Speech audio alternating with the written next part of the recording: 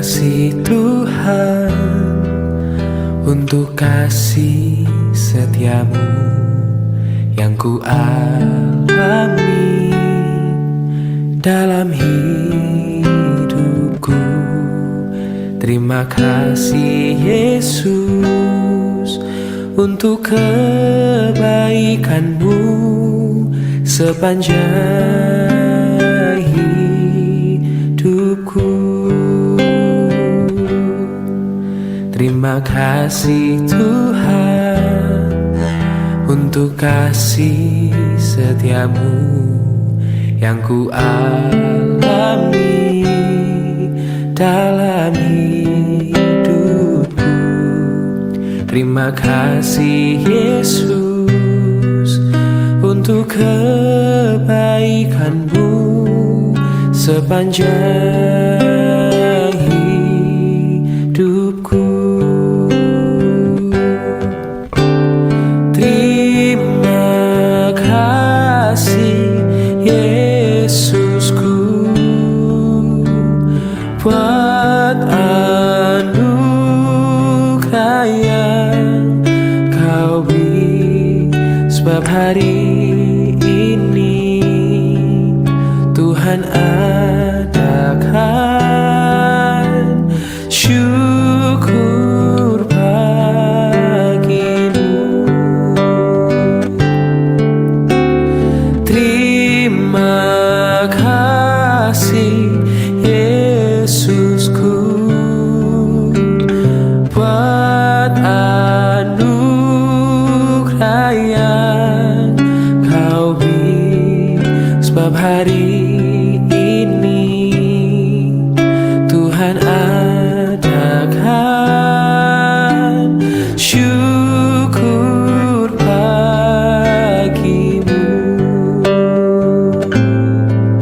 Sebab hari ini Tuhan adakan syukur bagimu. Oh, sebab hari ini Tuhan adakan syukur bagimu.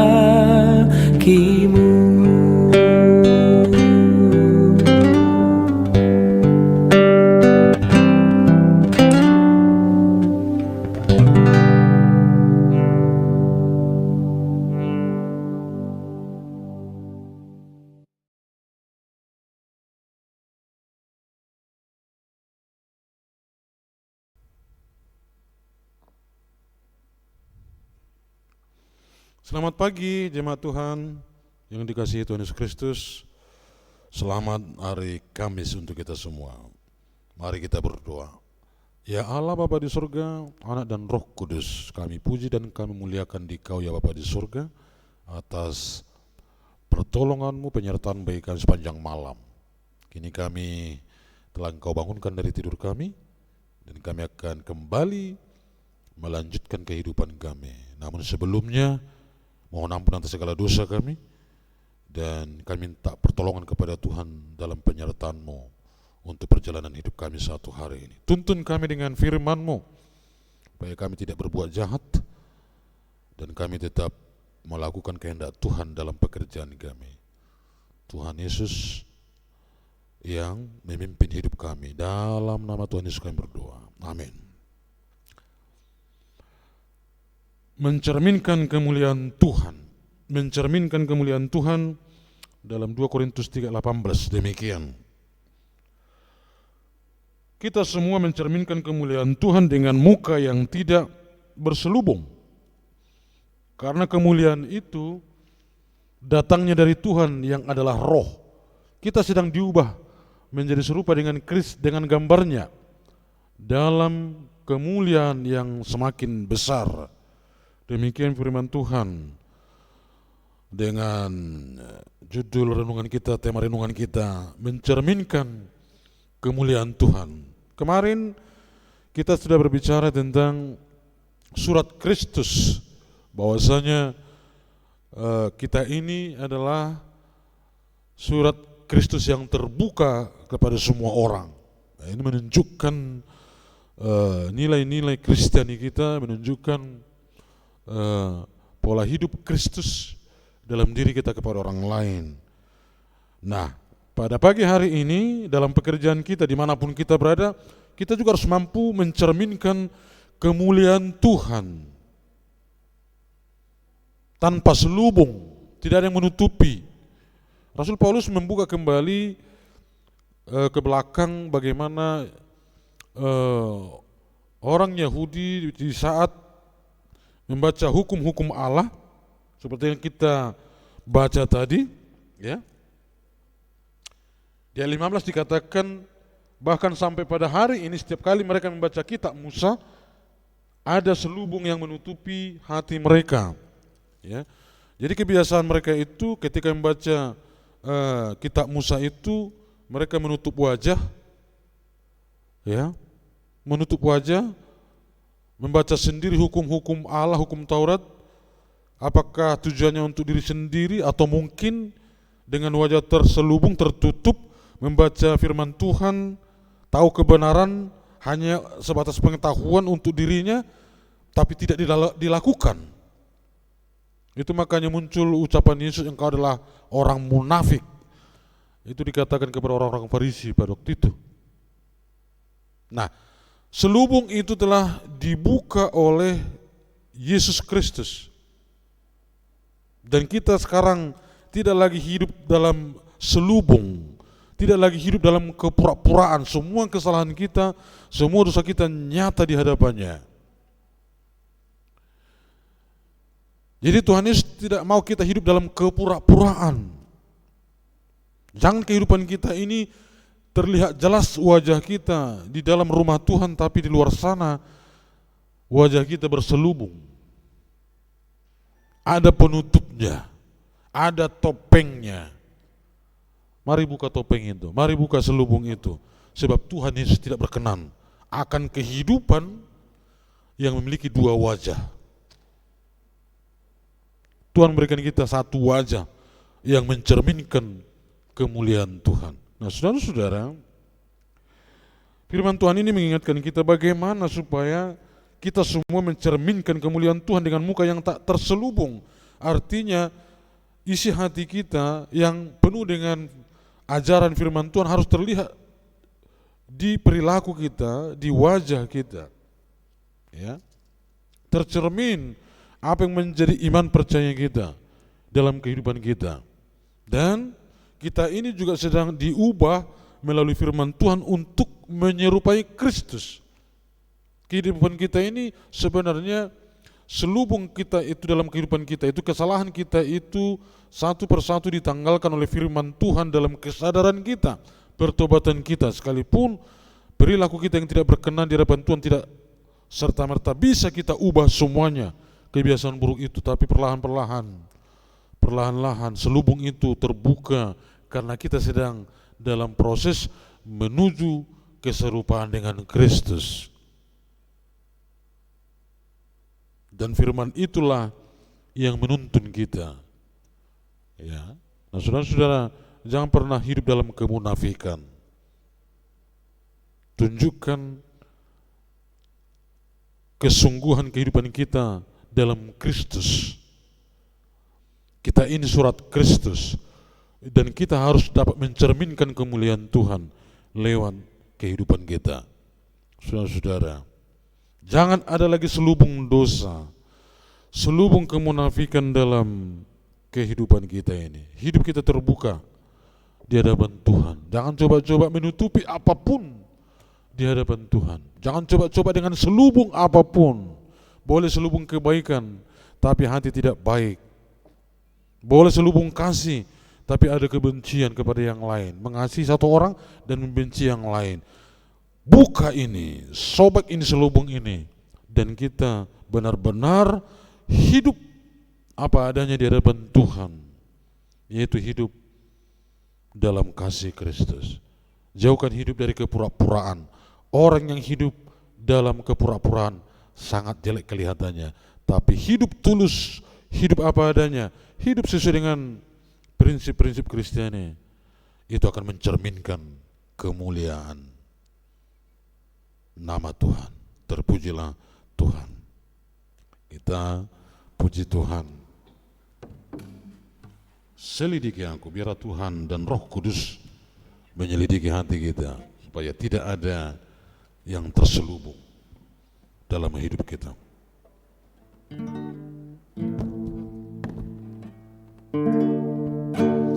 Selidiki aku, lihat hatiku,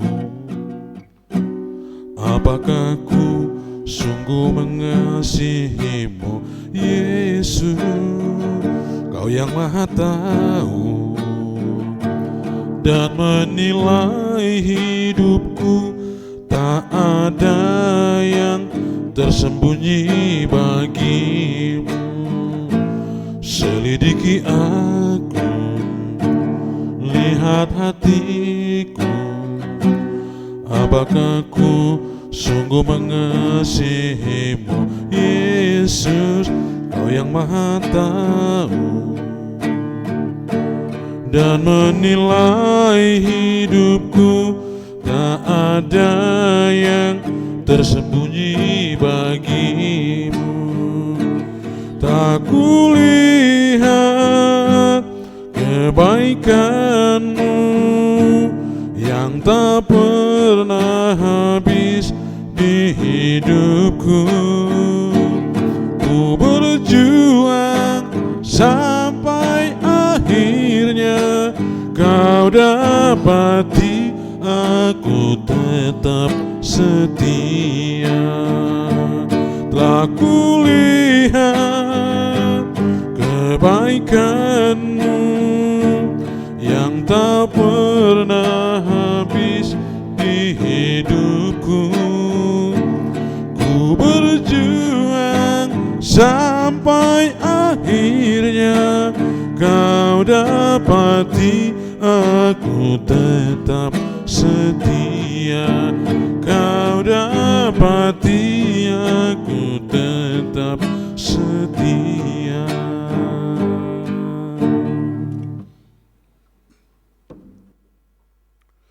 Kita berdoa, ya Tuhan Allah Bapa kami di surga, terima kasih untuk firman-Mu yang terus mengingatkan kami. Terima kasih untuk setiap hari Roh Kudus Tuhan mengingatkan kami melalui firman-Mu, melalui renungan pagi, baik dari gereja maupun dari kami wilayah 2. Ini bukti nyata bahwa Tuhan mengasihi kami, selalu mengingatkan kami di perjalanan hidup kami supaya kami tidak jatuh kepada kebinasaan, tidak jatuh dalam pencobaan, tidak terombang-ambing oleh pencobaan iblis. Firman-Mu menuntun kami. Terima kasih Bapa di surga. Ya Bapa di surga, kami mohon ampun atas segala dosa kami ketika kami tidak mampu mencerminkan kemuliaan Tuhan lewat kehidupan kami, lewat pikiran kami, hati kami, perilaku kami, perkataan kami tidak mencerminkan kemuliaan bagi nama Tuhan. Ampunilah kami, ampunilah kami. Berikan pertobatan bagi kami ya Bapa.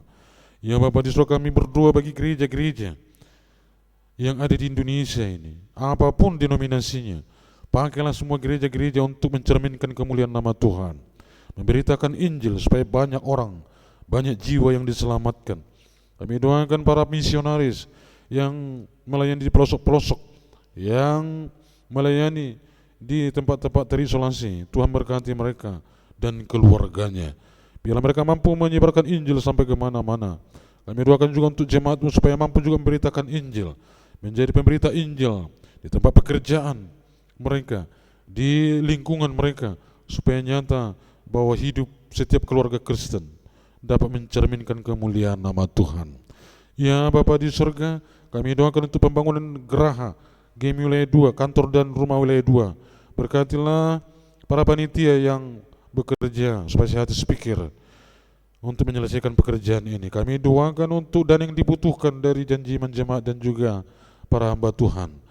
Biar terus mengalir janji iman jemaat ini, janji iman dari gereja GEM Jakarta Pusat juga, supaya seluruh jemaat juga ikut ambil bagian dalam pembangunan rumah dan kantor wilayah ini untuk digunakan bagi kemuliaan nama Tuhan, mengendalikan dan mengawasi pelayanan di kami wilayah 2 ini. Kami berdoa ya Bapa di surga untuk pembangunan gereja di Papua BJC Pos Pelayanan BJC Sawi. Kami doakan untuk panitia dan misi PI GMI Jakarta Pusat dan hamba Tuhan yang ada di Papua supaya dapat bekerja sama dengan satu dengan yang lain menyelesaikan pembangunan gereja ini. Kami doakan supaya kehadiran gerejamu di Papua dapat diterima oleh masyarakat di sana untuk menyatakan kasih Kristus, memberitakan Injil keselamatan.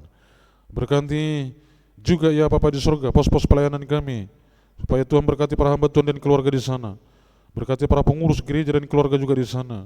Kami doakan pada seluruh jemaat di pos-pos pelayanan, supaya saat sepikir antara pengurus gereja, hamba Tuhan dan seluruh jemaat menumbuh kembangkan gerejamu, baik kualitas dan juga kuantitasnya, mencerminkan kemuliaan nama Tuhan. Terpujilah namamu ya Bapa di surga. Dengarkanlah doa kami. Ini doa kami kita ucapkan, doa Bapa kami. Bapa kami yang di surga, dikuduskanlah namamu. Datanglah kerajaanmu, jadilah kehendakmu di bumi seperti di surga.